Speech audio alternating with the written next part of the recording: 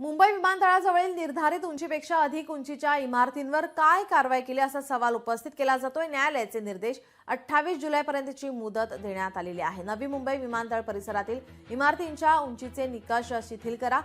तज्ञांचं मत घेतल्यानंतर छत्रपती शिवाजी महाराज आंतरराष्ट्रीय विमानतळाजवळ निर्धारित उंचीपेक्षा अधिक उंचीच्या इमारतींवर काय कारवाई करण्यात आली याचा अहवाल 28 जुलैपर्यंत देण्याचे निर्देश उच्च न्यायालयाने मुंबई उपजिल्हाधिकाऱ्यांना दिलेत। उंचीची कमाल मर्यादा ओलांडून विमानतळाभोवती उभ्या इमारतींवर कारवाई करण्याचे काम पूर्ण झाले आहे, अशी माहिती प्रशासनाने उच्च न्यायालयाला सोमवारी दिली। अशा इमारती पाडण्याबाबत देण्यात आलेल्या सर्व आदेशांची पूर्तता करण्यात आल्याची माहिती न्यायालयाला देण्यात आलेली आहे।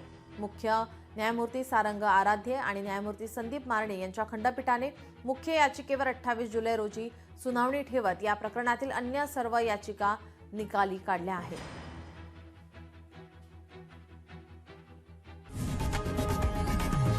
लोकशाही मराठी ऐका, पहा, जागरूक रहा।